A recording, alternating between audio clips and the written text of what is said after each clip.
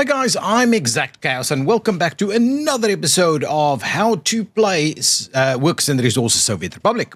This is the second episode with regards to laying out your settlement.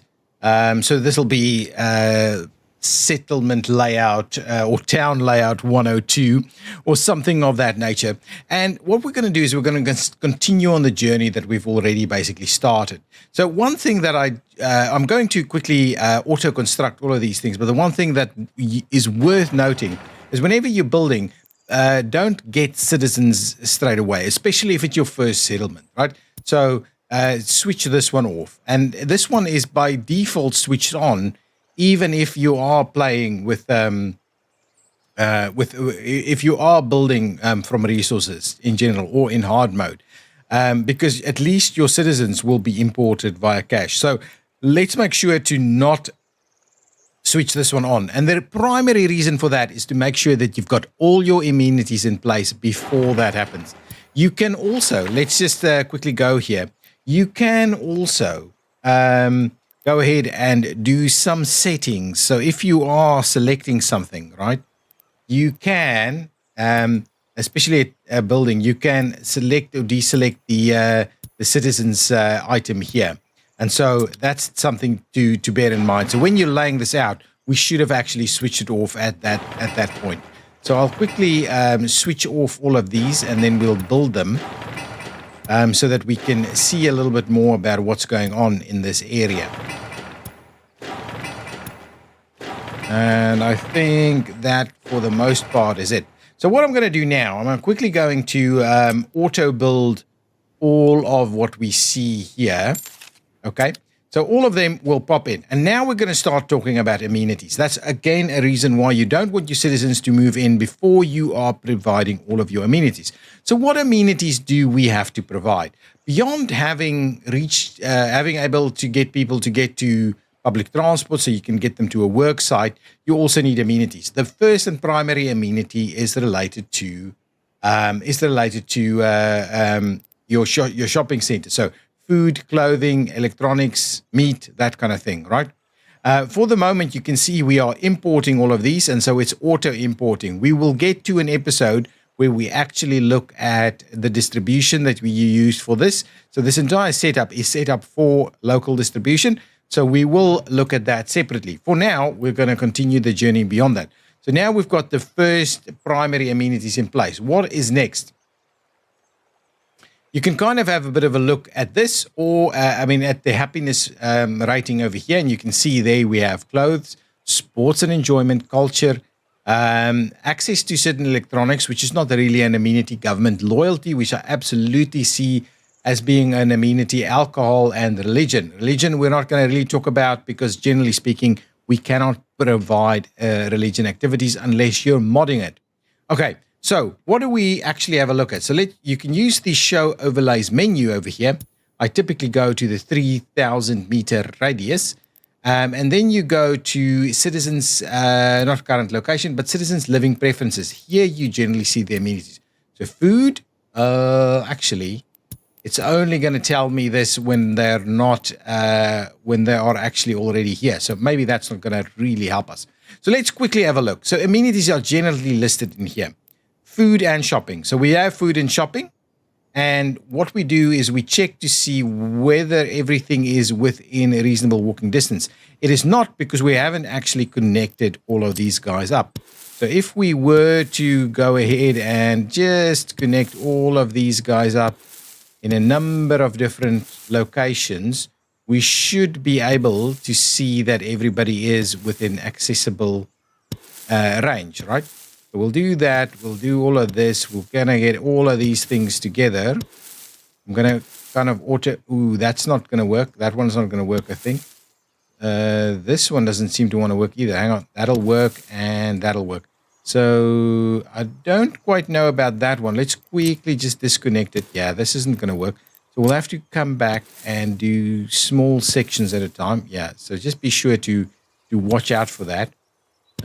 All of this, all of that, all of that, all of that, and even this, and that is connected, and that could be connected over here, And we'll probably need to turn, you know what?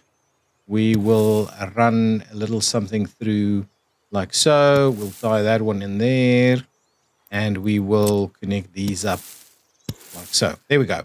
So all of that in place. We'll quickly build all of that, and now everybody should be well and truly connected in a number of different locations. We'll also connect one over there. And we could even connect this one over here. Okay, good. So that's fine. That's a little bit of a longer distance, and we may be able to use that area a little bit more wisely.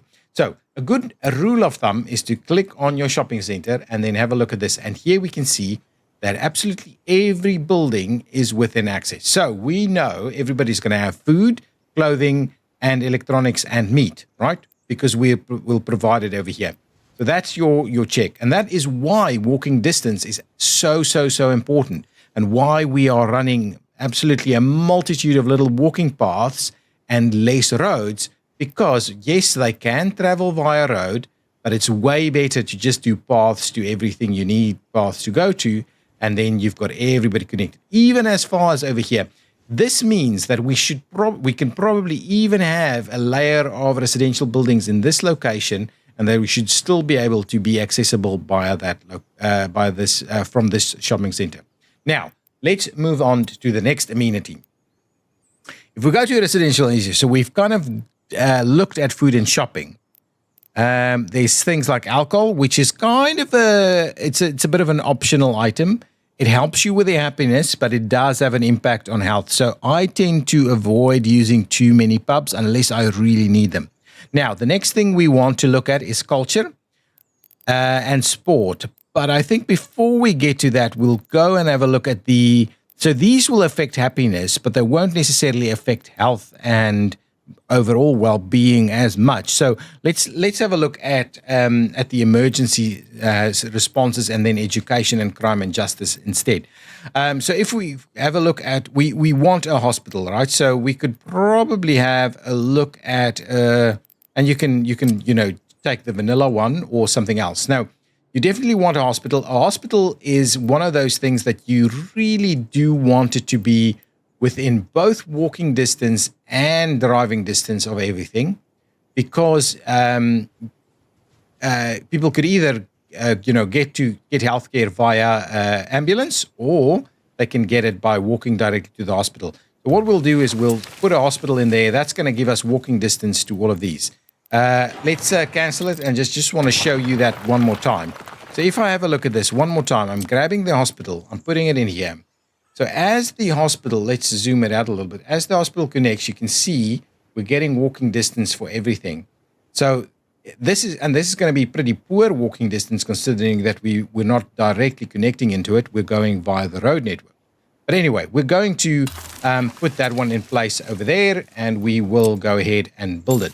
So that's going to be the hospital component itself. At the same time, you would want to look at things like providing more direct kind of pathway access. So something like this, for instance, is a good starting point. So we'll go ahead and pay for that. We may even go with the secondary one over there. But I'd prefer not to do that just straight off the bat, just so that we can see. At the moment, this is good enough because everybody can actually walk to the hospital, no problem.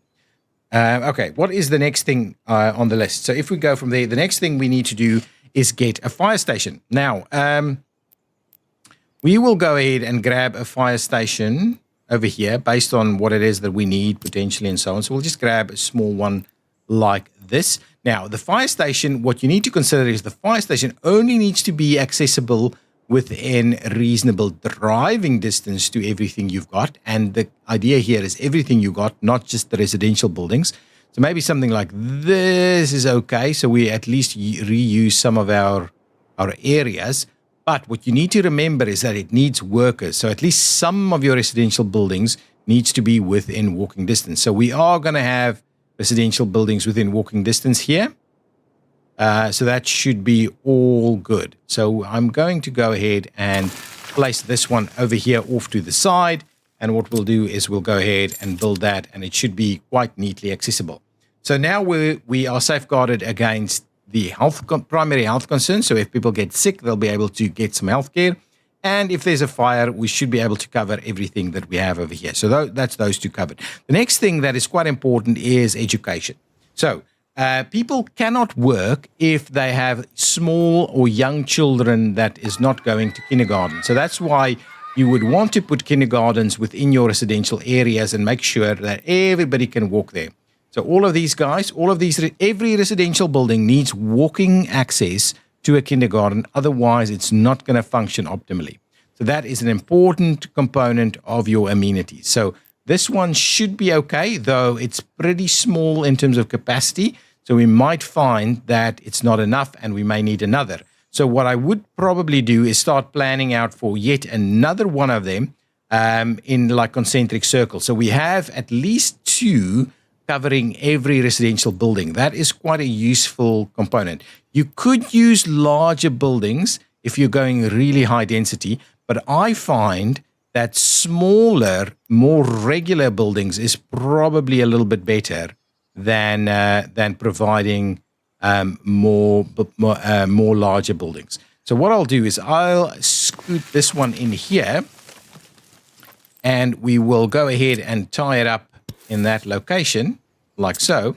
And what I'll do is I will then go ahead and build this as well. So now we should be able to, once that is built, we should be able to see that all of these buildings is both accessible from 2 kindergartens. And that, I think, is a good general practice to keep in mind. So all of our residential buildings can access 2 kindergartens. That's quite important. Now, the next piece down here is then the actual school. And this is getting quite important because we need some level of education.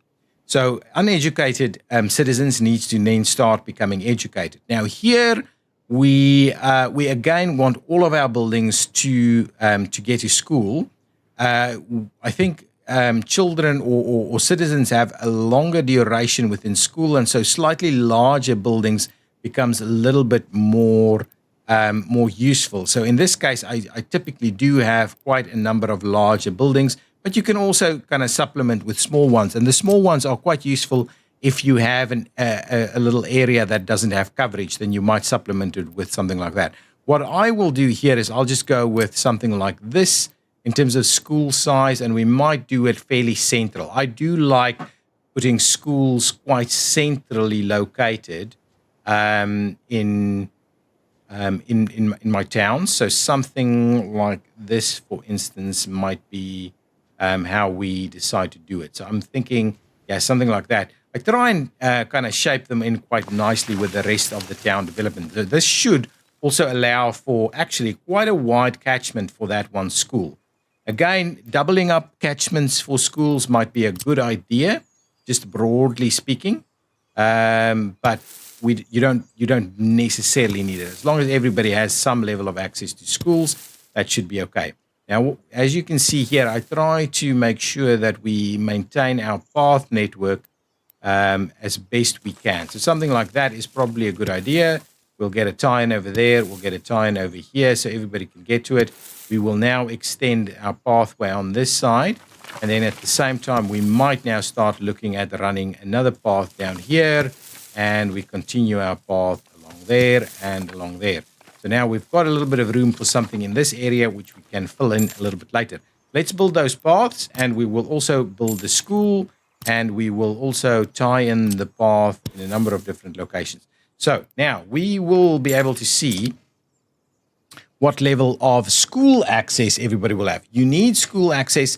If you do not educate your citizens, you run into all kinds of problems because different levels of schooling can work in different kind of jobs. So as you can see here, if you just look at the school as a quick example, the staff here is generally okay to be uneducated. But these are educated, and with educated, I think this means degree educated. So they actually need university. I don't actually think, no, it doesn't really make a difference, the level of basic education. So if we go and have a look at the population statistics, you will see that there is no education, basic education, and university education. So if we look at the school itself, the staff can function as either no education or basic education. and the teachers themselves needs to have university education.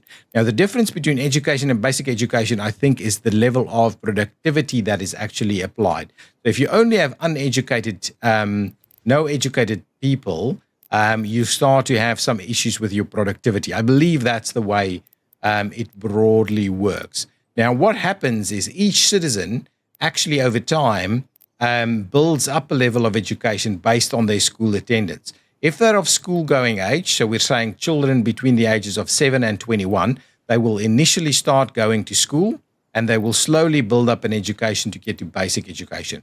After the age of, I think actually during that time, after the age of 21, I think they then start looking for university. I'm not sure exactly where that cutoff is, but I think that's generally how it works. So 7 to 21 years old, they will be going to school to max out this basic education category. If they can't find an education facility, they might go to work, I think, at least from a certain age onwards. But anyway, there's some basic mechanics that I'm not too sure of exactly how it works. But what you want to do is make sure that they've got all the amenities that they would absolutely need. So now we've got a school in place. And if we look at this, you can see all of our buildings has access to a school. So luckily, we haven't started filling these people into these buildings because we're still working through their amenities. The next amenity that you would like to have a look at is university, crime and justice, and so on. We'll park these two and go back to the facilities for citizens first. So they need culture and they need sport as well. The basic way of providing culture is the cinema. So what we'll do is let's provide a cinema over here. So the way I like to do things, I do like to do these in little concentric circle clusters. So we'll have a cluster of population with some overlapping amenities. Then we'll have another cluster of population, again with some cluster of overlapping utilities. And again over here, or amenities, sorry. And again over here, we'll maybe overlap some more. So as you can see, on this side, we've got this facility, the shopping center. It may provide, can we draw a circle? I don't think we can really draw a circle. But if we were to say something like this, like try and do a basic little circle around our shopping center, right? Something like that, right? So the shopping center would maybe provide access to everybody over here. So what I would like to do is maybe put another shopping center in this location right there and do another circle like this, right? So that you start seeing a level of overlap between your amenities. So that's generally how I like to plan it. So another shopping center over there, and then you've got some level of overlap for things in the middle over here. But at least it means that there's some resilience. If one of them would run out of something, some good, one or the other. Let's clear these out so they're not in the way for us. And we'll go and start having a look at the next amenity that we're going to plan for. So let's clear all of these guys out. Now, the next one is going to be the cinema. So what I'll do is I'll put the cinema right over there. We'll go ahead and extend this road network up into this area. So now we don't really have room for a path in there, but it's not the end of the world. We'll do a little something like that, get all of that built up quite nicely. And what we can do is we can then also decide to go ahead and run our path at least up here for a little bit. We can provide some access over there. We can provide a bit of a crossing in this location and provide another bit of a run into that area. So now that should give us some level of access for these areas. Again, what you want to do, you go in there and you double check to see that everybody can actually reach that cultural area there. What you also then need to do is if you go to the next step, now you've got some level of culture. Now you do want to make sure that you've got multiple culture options again and that everybody can get there. The other thing you need to look at is when this guy is fully loaded with staff, how many visitors can it actually accommodate? Is your population to such an extent? Is everybody getting their cultural coverage, right? That's the thing. Okay, so get to the next one. The next one is the sporting facilities. Now, an important thing to note is that you have open open kind of sporting amenities, right? So something like the football field, the tennis court, the beach, the outdoor swimming pool, all of these basically is outdoor facilities. They don't work during the winter. So you can't only have some of them. So they're quite good to just kind of add them in a number of different locations, right? So let's find a little spot in here to try and add them to our kind of general place here. So let's not go with that one. Let's go with something a little bit smaller, maybe a nice little tennis court in this area, maybe even over there. Yeah, that's good. So we'll do a little bit of a tennis court in that area over there. We might even do a little something else somewhere else. Ooh, over here, maybe we can do another bit of a sports field in that location. Actually, that works quite well. It kind of looks like it belongs in there. We'll tie them together. But when you see these guys, right, they don't actually work during the winter. So now we will immediately start having some level of issues with them as things cool down, right? So let's go in there. We'll get all of this built. We'll get all of that built. And you'll see that now we have some sporting level access. You can do the same trick over here, and you can see that everybody should have access. But again, the number of visitors is probably a bit of an issue and why you would want overlapping facilities. But you also want something that can operate in the winter, so when it's snowing. If you go back to these areas, you can now go to indoor facilities. The indoor pool, the sports hall, and things like that. The pallets of sport, or there's a number of mods that you can use as well. So what I will do is I'll also make sure that we provide at least one indoor facility in this area also. Let's flip this around, and what we'll do is we'll try and allocate a little bit of space over here somewhere. The rain, for some reason, needs to be flattened. It's not going to go there. So what we'll do is we'll use rubles to flatten it. It actually worked quite well. It's building straight away. And what we can do is we should be able to run our path through there as well. So now we also have an indoor facility. You might need multiple indoor facilities at the same time. Okay, so that's the next amenity, right? If we have a look at this, everybody can reach this one and everybody can reach the other two. So during the summer, we've up to 3 sporting facilities available. In the winter, only 1. So you might want to include at least multiple indoor facilities as well. Okay, now the next piece is, so we've got those. Now, the next piece, now going back to state infrastructure, now we look at things like universities. So we need all of our people to slowly educate themselves. If we don't have university-educated citizens, there's plenty of things that we won't be able to do. If we have a very quick look at something like a steel mill actually does not need anybody educated, so we can operate a steel mill no problem. If we then go to advanced engineering, for instance, and we say, let's go to a vehicle production line. Here you can see we've got a bit of a mix. We need 400 uneducated or basically educated workers and 100 educated workers. We need some engineers. Hospitals do the same thing, right? So now you see that we need at least some level. So I would say a good rule of thumb is you need at least a quarter to half of your citizenry to be degree educated. Otherwise, you will start running into problems. And you do need to keep track of what that level is as you progress. So for the most part, you would need a university of some sort. You don't need all the universities. But if you're playing with research, some of them offers different research paths, and so you might want to build one of each as soon as possible. For the time being, what we might just do, but it's just worth noting that all of them actually offer degree education. So whether you build a communist headquarters or a technical university or a medical university, they all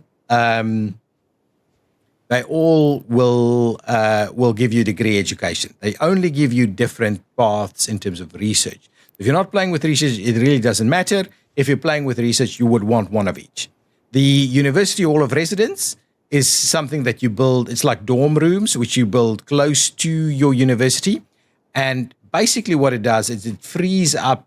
So if you look at your population, here you've got different levels. Oh, actually, it's under the workers, right? It's under the citizenry over here. So if you look at other at the bottom there, you can see 21 plus studying at university, right? Now they could still be living at home, or they can be living in a dorm room.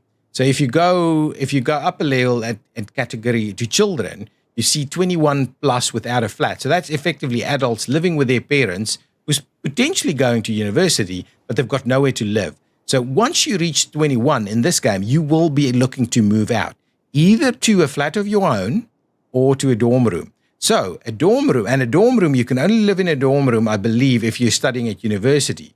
So it's probably a good way of making sure that there's some room for kids to kind of move out of their parents' houses and going to study. So generally I would, and it served them in the earlier versions a much bigger purpose, because they could teleport from dorm rooms where in the reality they couldn't from other residential areas, but now they can. Now they would move to any open residential area. So anyway, let's just add a kind of a university in here. Just maybe a communist headquarters, Towers of London, the White House. That's an interesting one, little pack there. Maybe just something smallish. So a communist headquarters in here that is quite accessible to a number of different locations. We'll give it a little bit of an interesting kind of a turn here. So we'll do a little something like that. We'll place it there. I believe it will be building itself. Yes, it is.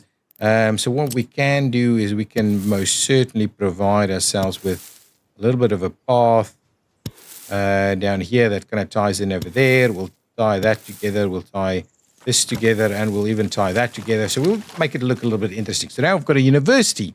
Now everybody should have access to university. Okay, so at least we'll get a level of a certain level of education, and we will be able to continue and expand our population from there.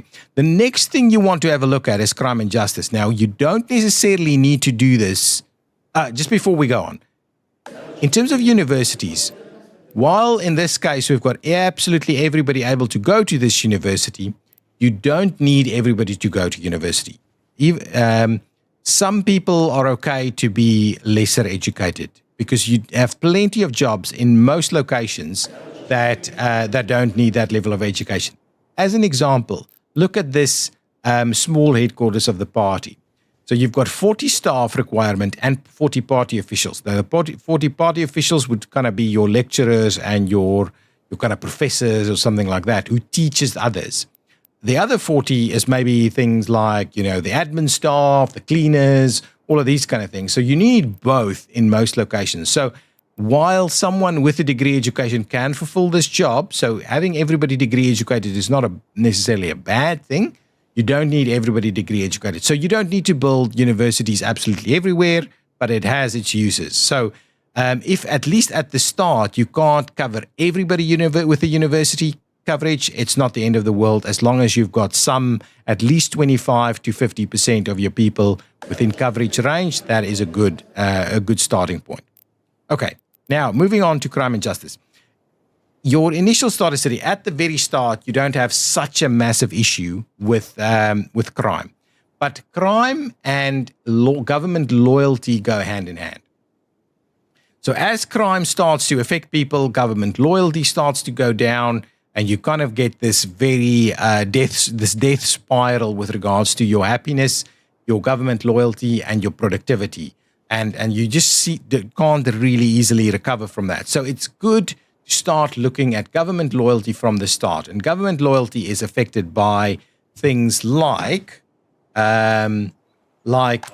statues, which provide a level of government loyalty. So here you can see we've got some level of coverage in this area. So I might want to expand our government loyalty coverage in this area a little bit more, maybe another fairly sizable monument of sorts could do the trick. So let's do maybe a star monument over there. We'll get that one built and see how far that actually extends our government loyalty.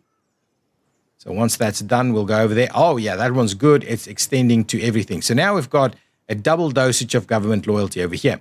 The thing that's going to work against, so we'll have a basic level of government loyalty developing within our people here. The thing that we don't have is managing the crime, which is the counter to the government loyalty. So in your first city up to about 1,500 citizens, it doesn't really become a big problem. But once you grow from there, it goes pretty extreme. So what you would need to do is you would need a police station. Again, you don't need this to be within walking distance, but it does help. It does obviously help if you can get people to walk to work, right? So maybe we'll try and find a little bit of a location here.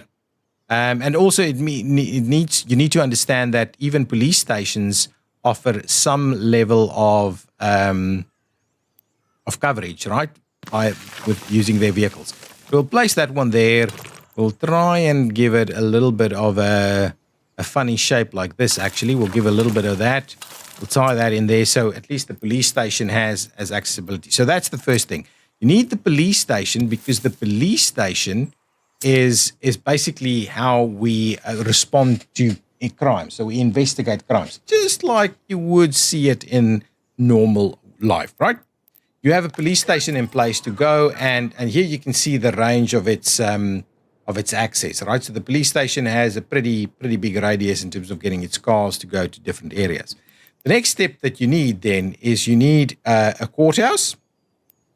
We'll go with a small courthouse in the kind of generally same location over here. Actually, maybe we'll do a little bit of this. Yeah, we'll do something like that. It's going to look interesting.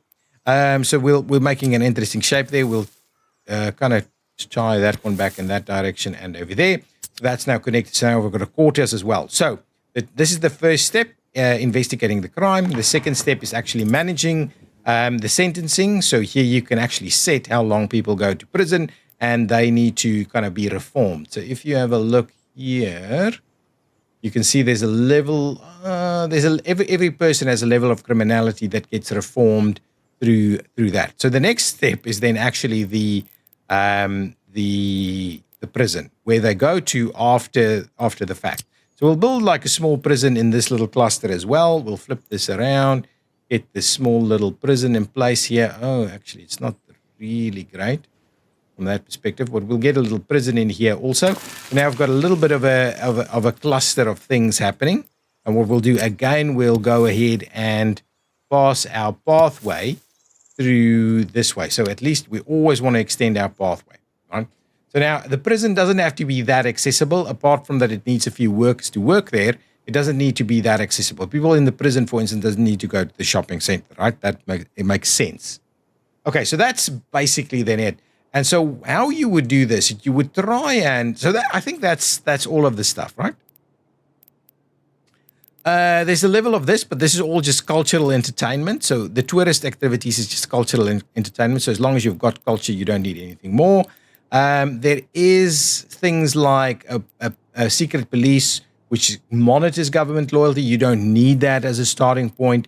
There are things like a television station and a radio station, which helps your government loyalty, but you don't need them at the start. So this is kind of the stuff that you start to build when you have a slightly larger population.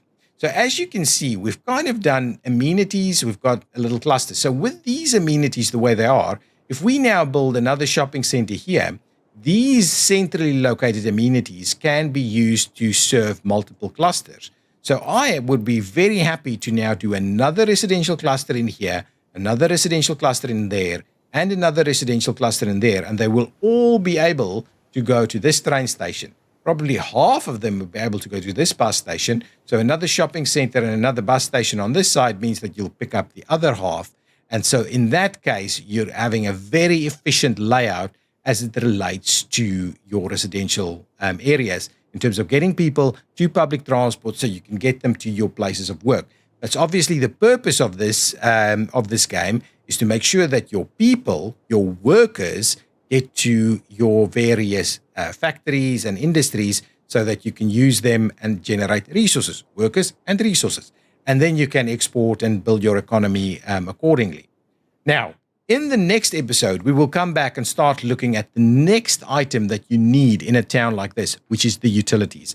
the heating, the cooling, the water, the sewage, the garbage. We've allocated some garbage. We'll talk about garbage as with all the other utilities as we go forward. We've got a central area that provides some level of amenities. We've got some overlap in terms of things like kindergartens. We're planning another overlap in things like shopping center. Again, that overlap is good for resilience. We could plan overlaps in terms of fire stations, which is, again, another good rule of thumb, because a fire station can catch fire, and if you only have one, they might burn down without any assistance. Again, with things like hospitals, multiple hospitals provides an overlap, just gives you that level of resilience if things go wrong, if it doesn't have water, if it's got a backed up waste storage and it stops working, its productivity drops, then that extra resilience is a good thing. So bear that in mind. You always want overlapping concentric circles. You want to start planning what those circles look like. So over here, we've got a circle over here that we'll do. We'll do another circle over there. Probably do another circle over here. We'll do another circle over there, right? And you just slowly fill in areas alongside your public transport so that you can get people to work. And that is generally how you would plan this out. Now, thank you so much for all the comments. I've seen multiple comments around things like real Soviet planning is around, a single use for a single city. So like a steel mill or a power plant or something like that.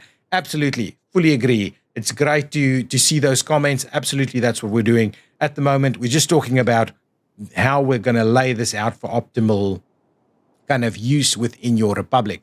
Whether that's accurate in terms of actual city planning for the Soviet era, I'm not always sure about that. I'm not necessarily an expert in that, but it should be fairly similar in terms of how it's working to optimize the flow of workers to where they need to go.